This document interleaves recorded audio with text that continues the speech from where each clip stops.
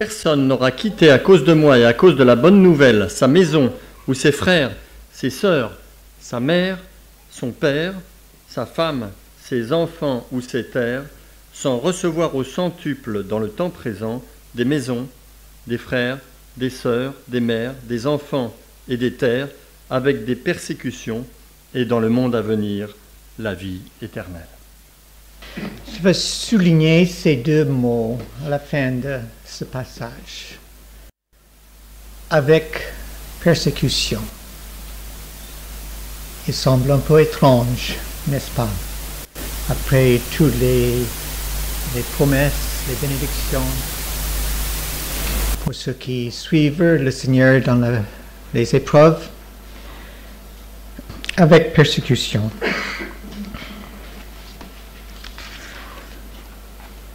Mais quand on voit les autres passages, c'est pas si étrange que cela. Paul dit presque la même chose dans Philippiens 1, car il vous a été fait la grâce par rapport à Christ, non seulement de croire en lui, mais encore de souffrir pour lui.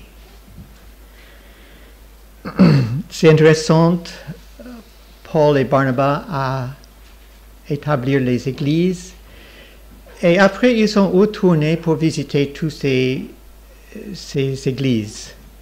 Et qu'est-ce que c'est leur ministère envers ces églises à cette époque?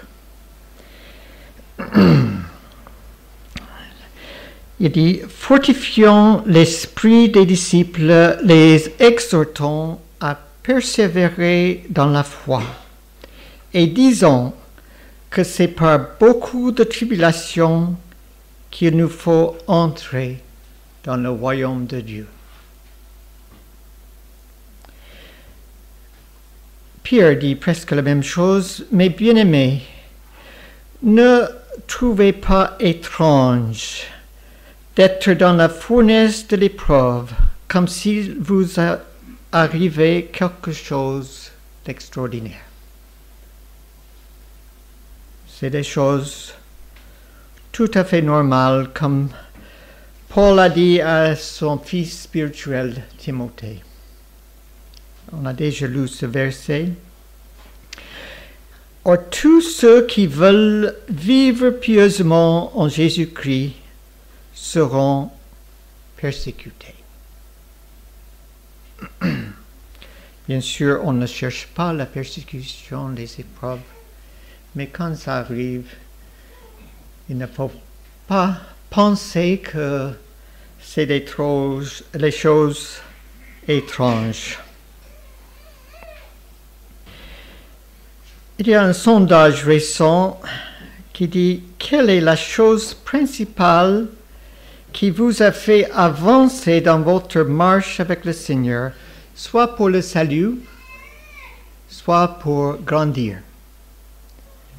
Qu'est-ce que vous pensez? La chose principale. La réponse, la souffrance. La souffrance.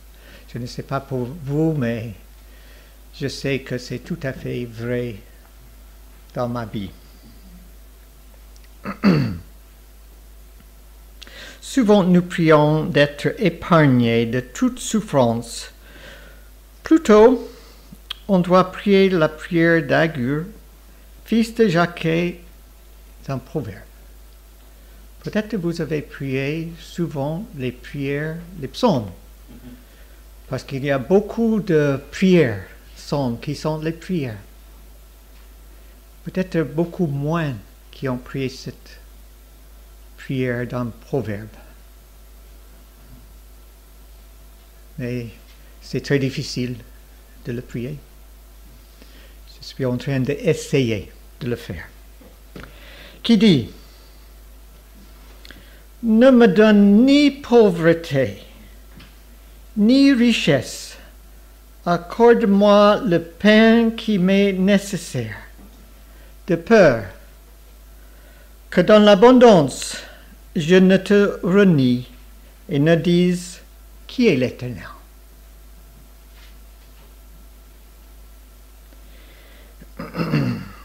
ou que dans la pauvreté, je ne dérobe et ne m'attaque au nom de mon Dieu. Les deux dangers. Le danger de l'abondance, l'idée ici de l'excès. Peut-être c'est plus facile de prier, ne me donne pas un excès de pauvreté. C'est pas difficile, n'est-ce pas? Ne me donne pas un excès d'épreuves dans ma vie. Mais beaucoup plus difficile de prier, ne me donne pas un excès de prospérité, de richesse, d'intelligence, de force physique, la santé, la beauté, etc. Mais Jérémie indique le danger d'orgueil lié à un excès de ces choses. Ainsi par l'Éternel, que le sage ne se glorifie pas de sa sagesse, que le fort ne se glorifie pas de sa force, que le riche ne se glorifie pas de ses richesses, mais que celui qui veut se glorifie d'avoir d'intelligence et de me connaître. Ça, c'est un sujet de gloire. Comme Paul a dit, sa gloire était la croix de Jésus-Christ. Rien d'autre. Le salut en Jésus-Christ. Un vieux saint a souvent prié que tes bénédictions, Seigneur, ne soient jamais une occasion pour moi de m'éloigner de toi. Ces bénédictions, c'est des bonnes choses, mais ça peut poser des problèmes. Nous avons l'exemple du roi Salomon, de David, le bon roi Asa, et beaucoup d'autres qui sont tombés à cause d'un excès de ces choses. Et Paul a compris. Il a compris pourquoi le Seigneur a envoyé une écharde dans sa chair. Dans 2 Corinthiens, il dit, « Et pour que je ne suis pas enflé d'orgueil à cause de l'excellence de la révélation. » La bénédiction de Dieu qui se révèle lui-même dans sa parole à son serviteur. Mais même ces bénédictions peuvent être une occasion de chute. À cause de l'excellence de la révélation, il m'a été mis une écharde dans la chair. Oui. 3 fois il a prié que le Seigneur enlève. Mais le Seigneur a dit, ma grâce te suffit. Et maintenant, le danger d'excès de persécution, d'épreuve ou de châtiment. Et nous avons l'exemple de cela dans 2 Corinthiens. Bien sûr, vous n'avez pas vos Bibles, mais vous connaissez l'histoire. Il y avait le péché dans l'église de Corinthe. Et Paul a insisté que cette église exerce discipline concernant ce péché. Et ils ont obéi. Ils étaient zélés pour exercer une certaine discipline envers ce monsieur. Mais 2 Corinthiens 2, 7. En sorte que vous devez bien plutôt lui pardonner et le consoler de peur qu'il ne soit accablé par une tristesse excessive. Oui, Ça, c'est le danger aussi. Je vous exhorte donc, frères, à faire acte de charité envers lui. Verset 11. Afin de ne pas laisser à Satan l'avantage sur nous, car nous n'ignorons pas ses desseins. Quels sont les desseins de Satan? Premièrement, il commence pour minimiser le péché. N'est-ce pas? C'était le cas dans l'Église. Ils ont minimisé. Ils n'ont pas discipliné ce monsieur. Mais après, il veut nous accabler par le poids de notre culpabilité. Soit minimiser, soit nous accabler. Ça, c'est ses desseins. Il faut être prêt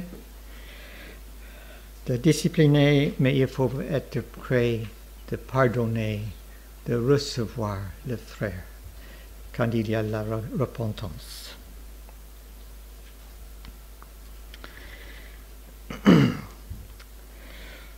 Il y a aussi un danger de penser que nous pouvons supporter les persécutions, les épreuves, les besoins avec notre propre force.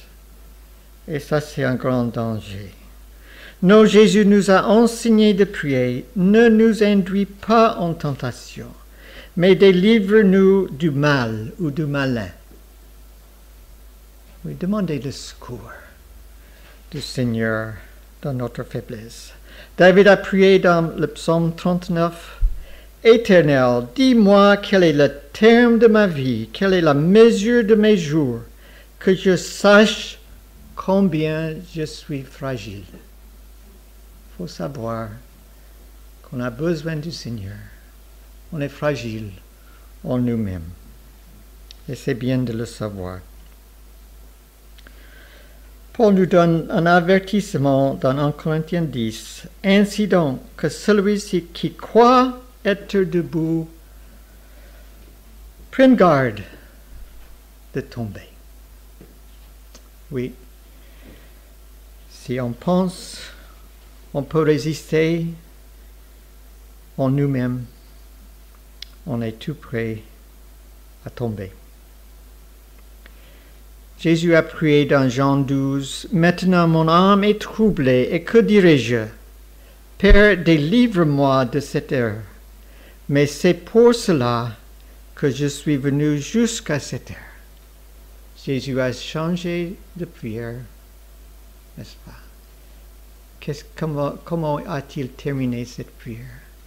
Père, glorifie ton nom. Oui. Père, glorifie ton nom.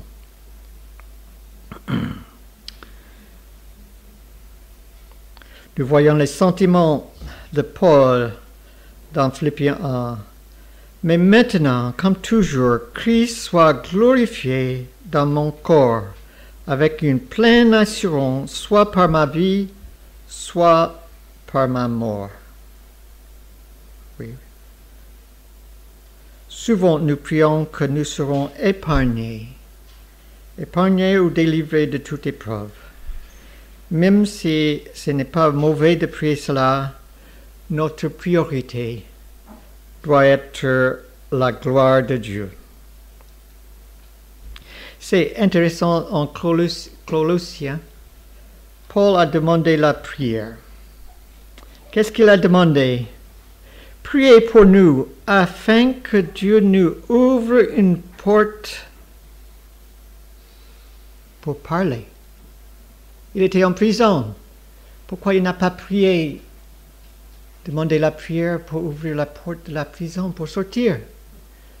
Non, dans la prison, il a demandé que le Seigneur ouvre une porte pour partager cette bonne nouvelle de l'Évangile. Et dans le même passage, il parle des prières d'Épaphras pour ces chrétiens à Colossie.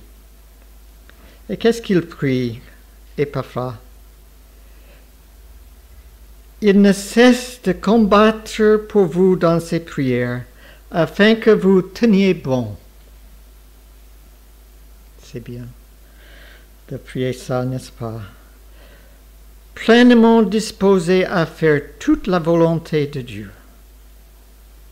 Oui, on prie pour la délivrance, l'aide, le secours, les provisions de nos besoins, mais aussi qu'on résiste, on reste ferme dans notre marche avec le Seigneur. C'est mieux de laisser le Seigneur doser les persécutions, les épreuves, les bénédictions. Pourquoi c'est mieux de laisser à lui de doser ces choses? Sachant que sa volonté est bonne, agréable et parfaite. Et sa volonté est toujours pour notre bien et aussi pour sa gloire.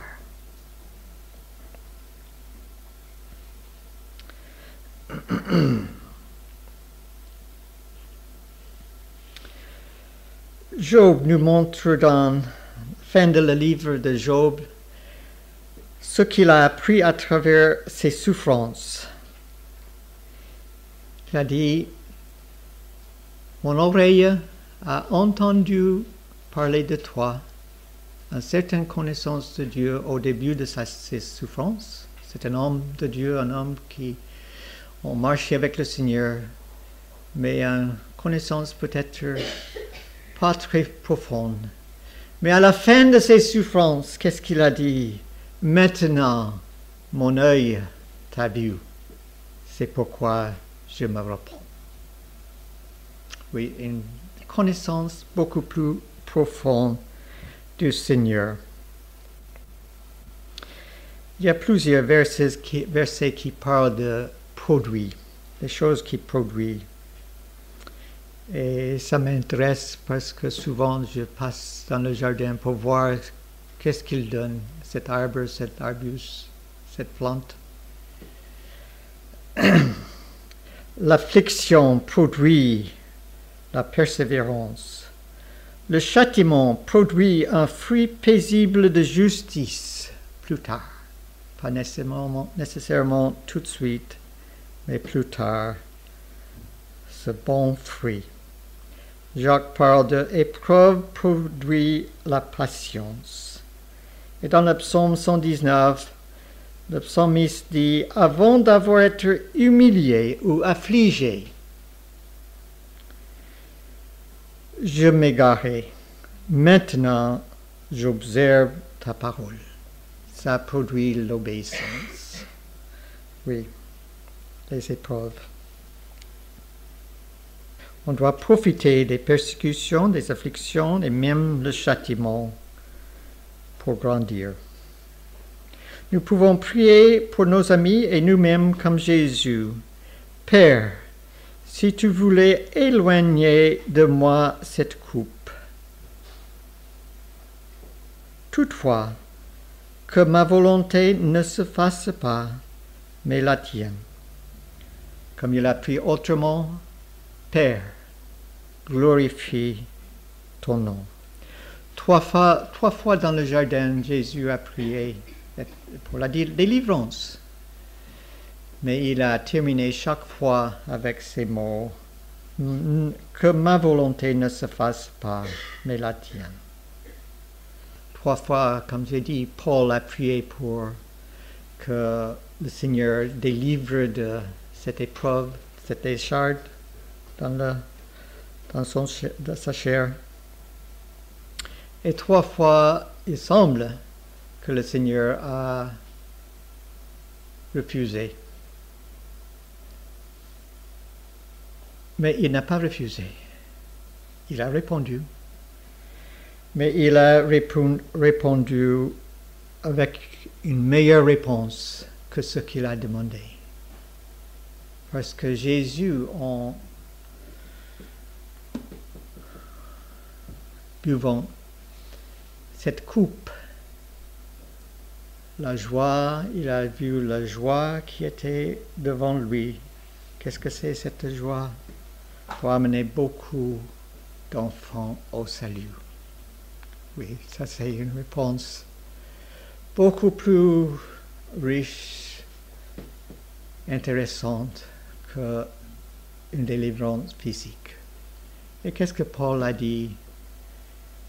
Il se réjouit après, parce qu'il a appris dans sa faiblesse, il a expérimenté la force du Seigneur dans sa vie. Une meilleure réponse. Pour terminer, il y a un cantique en anglais, je crois qu'on n'a pas encore traduit. Peut-être c'est trop difficile. Mais c'est un cantique avec un message spécial. C'est quelqu'un qui a souffert toute sa vie avec découragement, dépression. Et il était dans un centre et il a trouvé une Bible. À travers cette Bible, il a trouvé le Seigneur. Mais malgré ça, il a continué à souffrir et il est devenu ami de John Newton, merci Pascal, qui a écrit Amazing Grace. Il est devenu son pasteur. Et John Newton a essayé d'encourager, même pendant un moment, il a habité chez lui. Et il a proposé d'écrire les cantiques, parce que c'était un poète. Et Newton a écrit plusieurs, parmi Amazing Grace. Et William Cooper, vers la fin de sa vie, il a écrit « Dieu agit de façon mystérieuse ». Et c'est un témoignage de sa vie, sa confiance en Dieu malgré ses épreuves. Et il y a une ligne qui dit « Derrière une providence sombre, menaçante, Dieu il cache un visage souriant. » Oui. Non pas parce que Dieu prend plaisir de notre souffrance. Non, il ne prend pas plaisir quand on passe par les souffrances. Mais je crois parce qu'il sait, car je connais les projets que j'ai formés sur vous, dit l'Éternel, projets de paix et non de malheur, afin que vous donniez un avenir et une espérance. Oui, Dieu veut toujours nous donne cette espérance malgré la situation. Le soir, dit le psalmiste, arrivent les pleurs. Mais le soir va passer. Le matin, allégresse. Oui. Jésus dit, « Je vous ai dit ces choses afin que vous ayez la paix en moi. Vous aurez la tribulation dans le monde, mais prenez courage, j'ai vaincu le monde. » Peut-être on peut chanter le cantique « Sur toi, je me repose », non pas sur moi-même, mais sur le Seigneur. Sur toi, je me repose.